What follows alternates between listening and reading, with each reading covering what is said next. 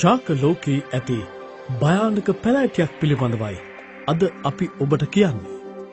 දරුවෙකුගේ ජීවිතය මිනිත්තුවකින් සහ වැඩිහිටියෙකුගේ ජීවිතය මිනිත්තු 15කින් පිළිගත හැකි භයානක පැලැටියක් පිළිබඳව මීට පෙර ඔබ අසා තිබෙනවාද? සෑම දිනම දැනගත යුතු මාරාන්තික පැලැටියක්.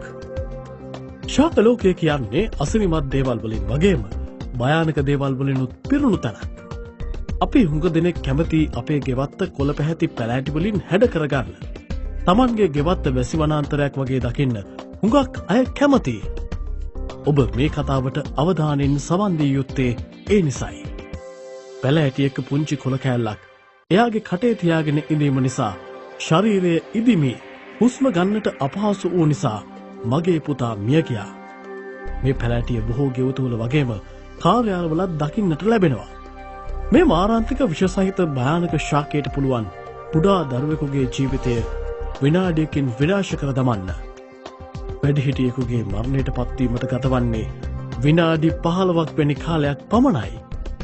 වැරදීමකින් හරි ඔබ මේ ශාකය ඇල්ලුවොත් ඔබේ දෑස්වල තැමරීමට දෙන්න එපා. එසේ වුවහොත් සදහටම ඔබේ පෙනීම ඔබට අහිමි වේවි. කරුණාකර ඔබේ පවුලේ අය සහ මිතුරන් මේ මාරාන්තික පැලෑටිය ගැන දැනුවත් කරන්න. මේ තොරතුරු ඉක්මනින් ඔබ දන්නා සෑම දෙනෙක් සමගම බෙදා ගන්න. මේ පැලෑටිය ගැන කතා කිරීමට පටන් ගන්නේ වයස අවුරුදු 5ක කුඩා දරුවෙකු වූ එස්ටබර්න් සෙල්ලම් කරමින් සිටින අතර දරුවාගේ මව ඔහුගේ වෙනසක් දැකීමත් සමගයි. ඒත් දරුවාගේ මේ වෙනස ආසාත්මිකතාවයක් නිසා වූ බවයි ඇය සිතන්නේ. ඒත් තත්වය බරපතල බව ඇයට පෙනෙන්නේ දරුවාගේ සමය පාට වෙනස් වී හුස්ම ගැනීමේ අපහසුතාවයක් ඇතිවීමට පටන්ගත් විටයි. ඇය ඉක්මනින් ගිලන් රථයකට කතා කළා. දරුවාව ඉක්මනින්ම විෂ ශරීරගත වූ අය ඇතුළත් කරන හදිසි ප්‍රතිකාර අංශයට ඇතුළත් කළා. ඇත්තටම කිසි කෙනෙක් දැන සිටියේ නැහැ කුමක්ද සිදු වුණේ කියා. එය ඉතා වේදනාවෙන් සහ ආතතියෙන් ගෙවුණු කාලයක් වුණා. පැය භාගයකට පසු කාමරයෙන් ඉවතට පැමිණි වෛද්‍යවරයා දරුවා මිය ගිය බව මවට දැන්වුවා. වෛද්‍යවරයා පවසා සිටියේ දරුවා විසින් ආහාරයට ගත් යමක් නිසා මෙම විෂ ශරීරගත වන්නට ඇති බවයි. එය ඇසූ මව කම්පනයට පත් වූයේ ඇයට කිසිවක් සිතා ගැනීමට නොහැකි වූ නිසයි. මේ හේතුව නිසා වෛද්‍යවරයා විසින් දරුවාගේ ලේ පරීක්ෂණයක් සිදු කළා. එයින් පෙනී ගියේ කැල්සියම් ඔක්සලේට් කියන විෂද්‍රව්‍ය අධිමාත්‍රාවක් දරුවාගේ ශරීරගත වී ඇති බවයි. මේ විෂ වර්ගයේ සොයාගත් පැලෑටිය ඩීෆන් බේකර් ලෙස නැත්නම් බොහෝ ලතින් ඇමරිකන් රටවල ඇමෝනා ලෙසත් හඳුන්වනු ලබනවා. මේ පැලෑටිය අපේ ගෙවතුවලත් බහුලව දකින්නට පුළුවන්.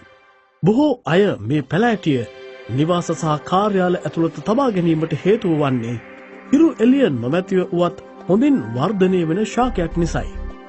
නමුත් බොහෝ දෙනා මේ මාරාන්තික විෂ සහිත පැලෑටියෙන් දරුවන්ගෙන් ඈත් කර තබනවා.